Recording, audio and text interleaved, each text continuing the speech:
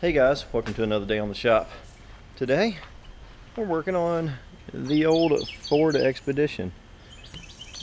And there's some birds up in the tree that are pretty loud today. Probably because it's a pretty day and it's not too hot. So let's get into this.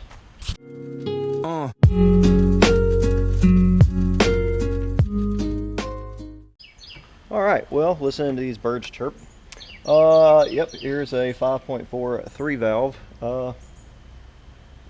With an intermittent knocking sound, and if it's anything like what I had before when I rebuilt this engine 2 years ago, there was a rocker that rocker follower, I think that's right, rocker follower that decided to get eaten by the cam. So we've changed that one and we rebuilt the whole engine. We redid the timing before we took it out of the white Expedition and put it in this black Expedition. This is an 08 limited. The one before this one was an 08 limited 4-wheel drive with a little bit different trims. This one has the 2 captain's chairs in the middle, the other one had a bench seat. So a couple little different things, but the rest is all the same. I took off the valve cover in here to check it out to see if I could see anything. That's why there's oil everywhere, because I ran it without the valve cover on it, and I don't advise to do that if you're wanting to keep clean. So it tosses oil everywhere. Yeah, so what it sounds like is it sounds like a rocker follower going out. So what that means is, let me show you. Alright, so here's a rocker follower, and what it does is it is spring on the valve right here, and then an oil lifter on this side. So you have your spring for your valve over here, and it rocks back and forth like this. All right, your cam lobe comes around and hits the roller right here. Boom, boom, boom.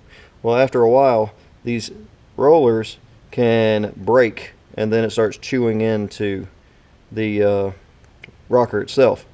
So it's advised to do any timing. If you do any timing work on a 5.4 3-valve, change these out. They're not real cheap. You're looking at about 250 ish, depending on per side, on top of your timing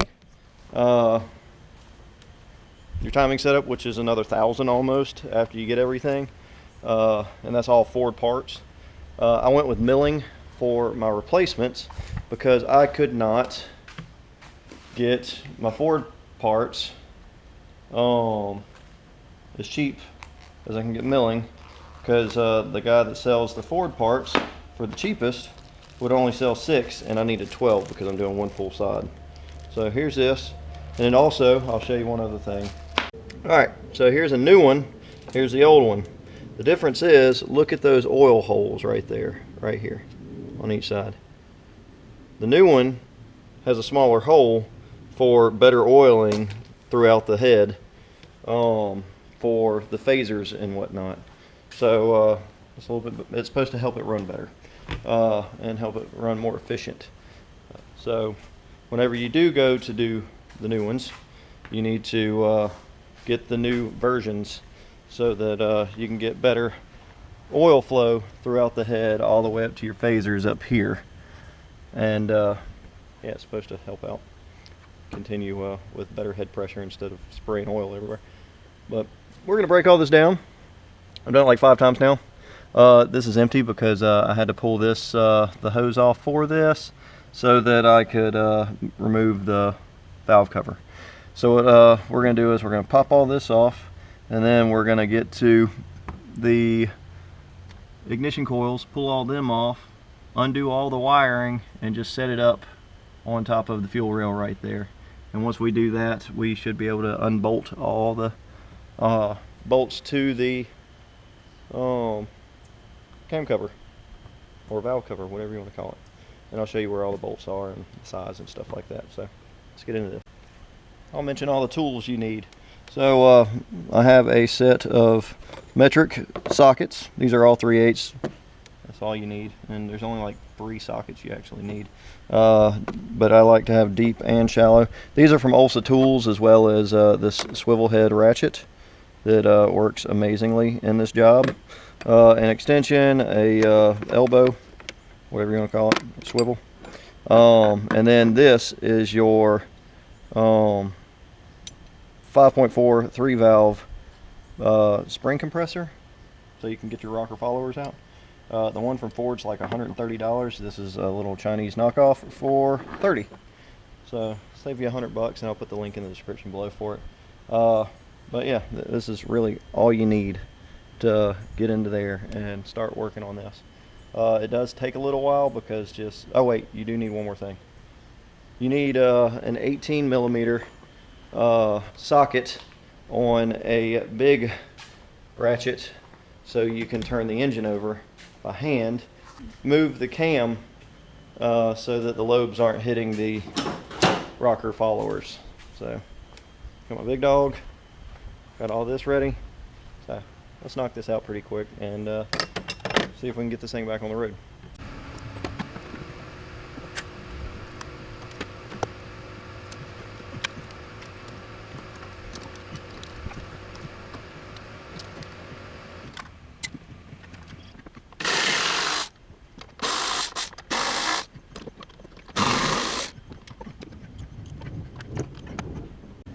Alright, so everything that I've taken off is pretty simple, as you saw.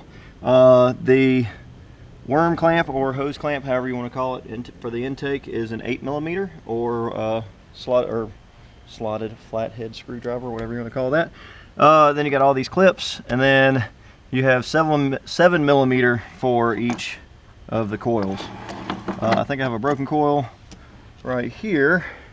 Yep, so I have to swap that out. That's why a minute ago I was running with 7 cylinders and didn't like it. So now these are all 8 millimeter, I think.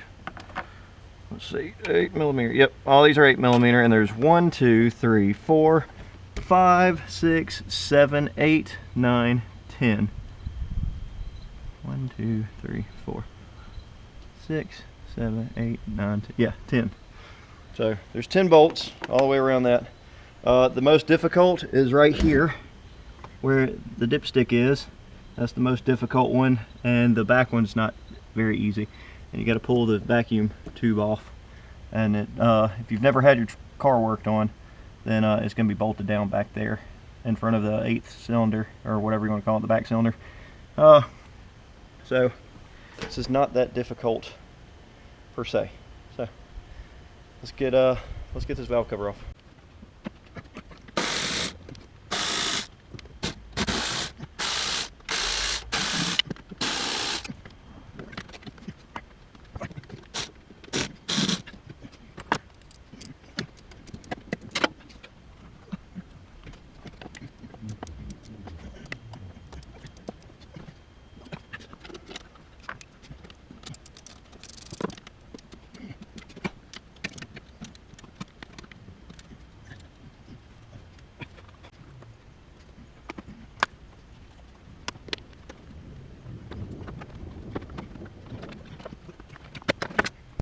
Valve cover is off.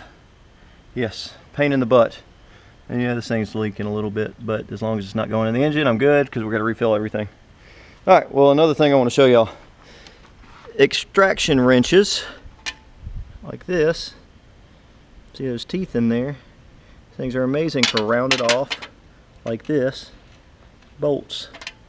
So it goes on there, and it eats into the flat sections on the sides instead of the corners where it's rounded off. So if you don't have you a set of extraction wrenches or sockets or anything else as you're working on cars, you need to get you some. But OLSA Tools has a great set of metric and standard extraction wrenches. They work. You need them, especially when you round off bolts like I do. So check them out in the link in the description below. Because yeah, that's where most of my stuff comes from. The swivel head ratchet works really well on this back bolt too, but I rounded it off because I was using this and it wasn't gripping. So alright, let's get in here.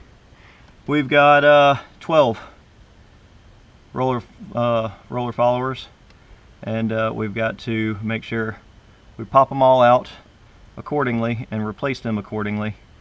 So we're going to start with the back, because you can see the lobes back there are already up, and we're going to work our way. Every lobe that's already up we're going to do, which is just really the back, looks like intake, and then the exhaust on the next one up. So we'll knock those out real quick and we'll see which way they fall out. It's a pain in the butt because you got to really get up in here and it's only so much space. Not like some other cars, but we're gonna get in here using this little doohickey and we're gonna make it work. So let's pull these out in the back.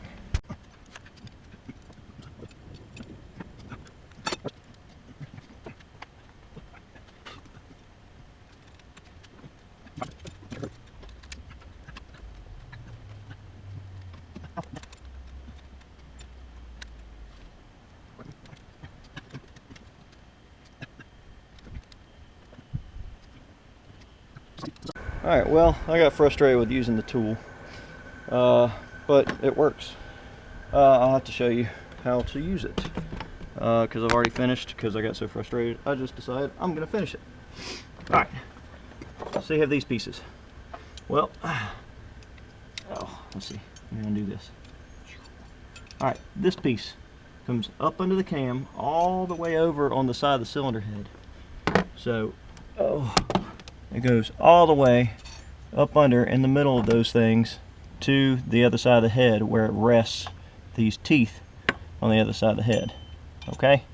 And it only happens on the lobes with springs up on this side, just like this, and the springs on the bottom side like this. So once you get, ooh, that's bright, sun's bright. Once you get this in position up under the cam, you will take this and you'll finagle it in there and get it on the spring without pulling the keepers out.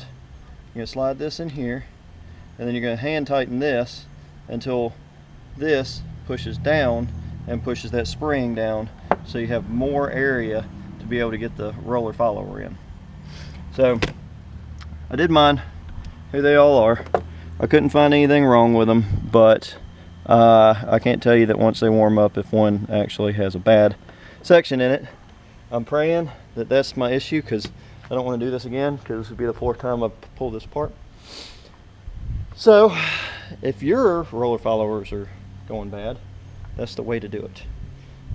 This cost me about 200 bucks to buy 12 roller followers and the tools to deal with it. So the gasket I already had, which is a new gasket whenever I redid my timing and all. So, and then I also have new rubber stoppers for the valve cover as well. So what I'm going to do now is I got to replace this back bolt that is shredded to pieces, and I got to replace this because it's broken. So that's what I'm doing right now, and then we're going to see how this thing runs. So let me button everything back up. You want to see that again, and you want to see me sweat. So let me get back in here and finish this whole thing up. Alright, well, despite it's like 110 degrees outside and I'm soaking wet, it's back together.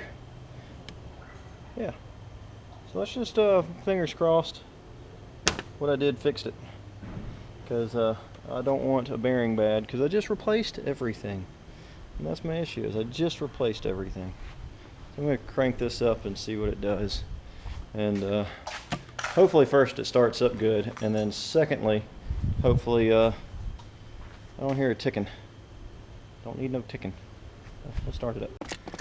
Key in the ignition. Alright, sounds good. Little exhaust leak. It'll clear up soon. Turn the AC on full blast. Rear tube.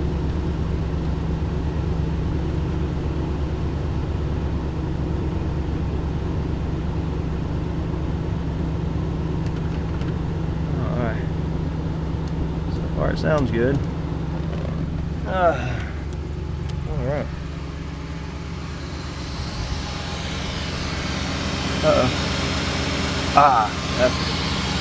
I forgot something.